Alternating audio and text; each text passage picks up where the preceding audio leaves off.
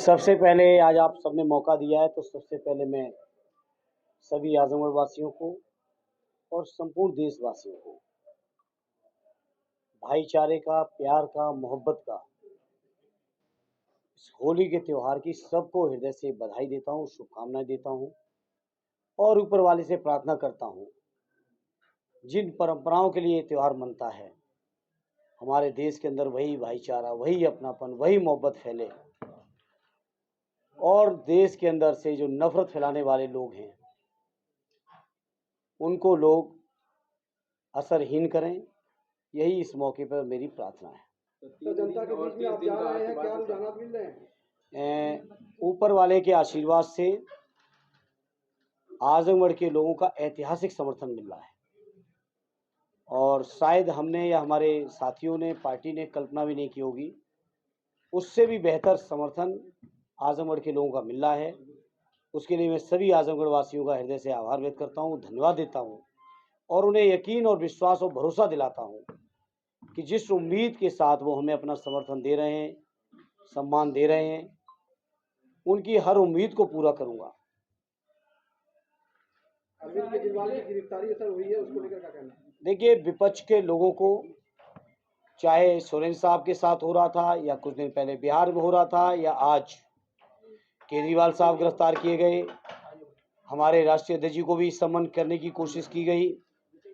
ये विपक्ष के लोगों को दबाना चाहते हैं, लेकिन ये ईडी, सीबीआई, इनकम टैक्स या जो टूल बने हुए हैं, बीजेपी के लोग सोचते शायद इसी से सरकार लौट आएगी, तो इन चीज़ों से सरकार लौटने वाली नहीं है, क्योंकि सरकार जनता लौटाएगी और जनता इस तरह के अन्याय अत्याचार को न कभी बर्दाश्त की है न करेगी। हमारे देश का वो राजनीतिक तेवर रहा है, वो स्वभाव रहा है, लोगों का वो नेचर रहा है कि जब कभी कोई भी सत्ता, कोई भी तानाशाही अन्याय और अत्याचार करती है तो जनता उसके खिलाफ खड़ी होती है। और इस चुनाव में भी अगर उत्तर प्रदेश की बात करें तो आदरणीय अखिलेश यादव जी के नेतृत्व में पूरा इंडिया गठबंधन के पक्ष में जनता खड़ी होगी और भारतीय जनता पार्टी की सबक सिखाने का भी काम करेगी। मुझे जानकारी नहीं है, आपकी जुबान से मैं सुन रहा हूँ। अब वो देख लेंगे क्या मुकदमा है, अपने कानूनी राय ले लेंगे क्या है।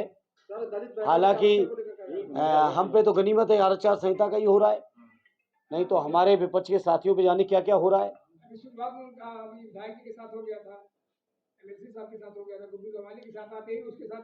तो हम समाजवादी हैं, गुड्डू भाई भी समाजवादी हैं और हम जो समाजवादी हैं या जो बीजेपी के खिलाफ हैं, हम लोग मानसिक तौर पे तैयार हैं इन सब चीज़ों के, इस तरह की कार्रवाइयों की।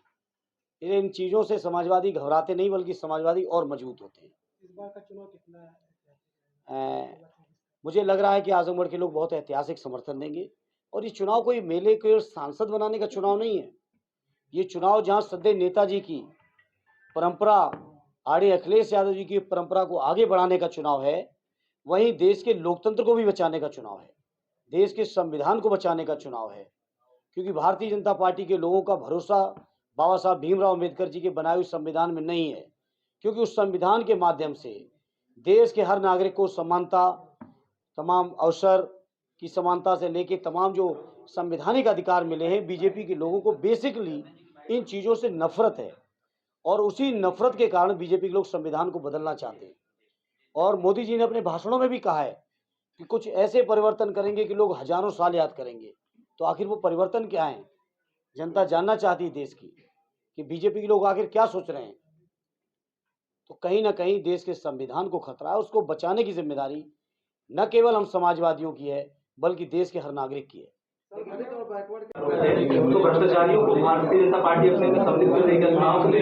आप नई पत्रकारिता में हो लग रहा है, यही लग रहा है। आपको नहीं पता है भारतीय जनता पार्टी के पास वॉशिंग मशीन है? हाँ, यस। भारतीय जनता पार्टी ने वॉशिंग मशीन से धुल लिया होगा।